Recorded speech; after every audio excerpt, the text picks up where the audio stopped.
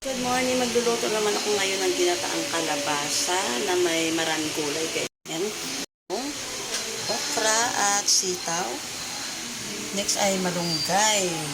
Tapos ito po guys yung gata. Hipon at yung sibuyas, kamatis, bawang. Ayun guys, binili ko po yan sa Divisorian. Pumunta kami ng aking asawa. Ayan, mag-start na po ako magluto. Ang daming gulay.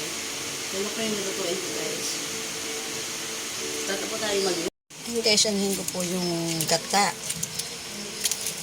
Ako kasi ayaw ko yung pinapapiga ko sa paluto. Gusto ko yung ako magpiga kasi para malinis po siya. Saka makuha niyo po yung katas. Ayan guys, yung unang gata po. Kunti lang tubig lang po ilalagay niyo. Huwag po masyadong marami. Ayan guys, tuyo na nga po yung aking kawali. Nilagay na po ako ng mantika, kundi mantika lang guys. Next po natin ilagay po yung bawang. Lagay na po natin yung bawang. Next na po ay sibuyas.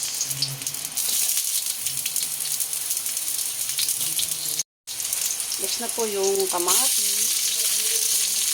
Kasi para masarap, kompleto ricado po yung nalagay natin. Ayan po, dito ko na po ilagay yung hipon. Ginataang gulay guys, ang luto ko sa ngayon.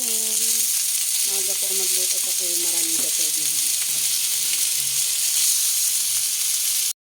Yan, halo-haloin lang po natin hanggang sa mag-brown. Ay, pag ganitong kulay, okay na po siya. At tatanggalin ko po siya guys. Tapos maglagay po ko ng gata. Igigisa ko lang po kasi tatanggalin ko siya. Pangit ko siya pag nag-overcook. Tinanggal ko na po yung hipon guys. Ilagay ko na po yung pangalawang gata. Hindi ko na siya inugasan kasi hindi naman po madumi yan. Tinanggalan ko lang po yung hipon. Kasi yung patas po ng hipon nandiyan po siya guys. Pakuluin lang natin. Next natin ilalagay po natin yung gulay. Ayun guys, kumukulo na. Ilalagay na po natin yung ating kalabasa.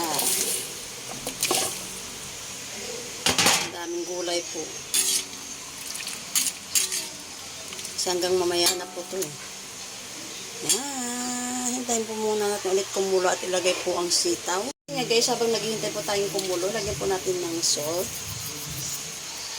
Kunti lang po siya guys. Mamaya na po natin dagdagan kapag kulang po ang kanyang lasa. Naglagay na rin po ako ng konting magic sarap. Hintayin muna natin kumulo. Wala pa eh. Lagay ko na rin po yung sitaw. Sabay-sabay na po. Yung okra ko guys, hindi ko alam kung magulang to kasi yung anak ko kung bumili. Hindi niya pinili yung magandang okra. Sabay-sabay ko na. Daming gulay. Pampahirap ito guys, kaya pag wala pa kayong gagawin sa bahay, luto kayo ng gulay. Kasi busy rin minsan kaya hindi makapagluto. Yung aking asawa po nagluluto guys. Tatakpan po muna natin. Sabay ko na rin po siguro yung talong. And guys, sabay ko na rin po yung talong. Yung pong panglaga yan guys, yung pangalawang gata. Kaya gusto ko po ako nagpipiga sa bahay kasi yung pangalawang gata, yun po yung ginagawa kong pangluto, panglaga. Kaya tatakpan mo muna natin para mabilis maluto. Ito yung hipon. Namunit ako sa suba. Guys, buksan na po natin. O di wow. Sarap ng gulay. Ilalagay ko na po yung hipon. Ang hirap kung walang humahawak ng kamera. Diba? Ang daming gulay, isang kawali.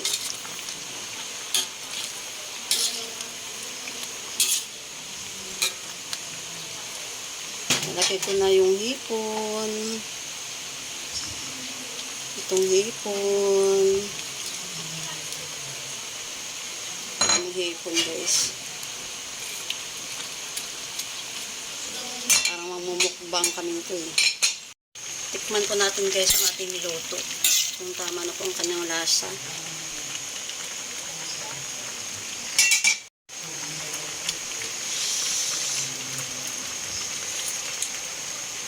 Kulang pa po sa konting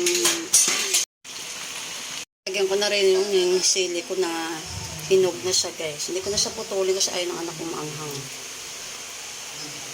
Next po ilalagay ko na po yung unang gata. Yung unang gata, guys. Next, isasabay ko na po yung malunggay. Bandaming malunggay.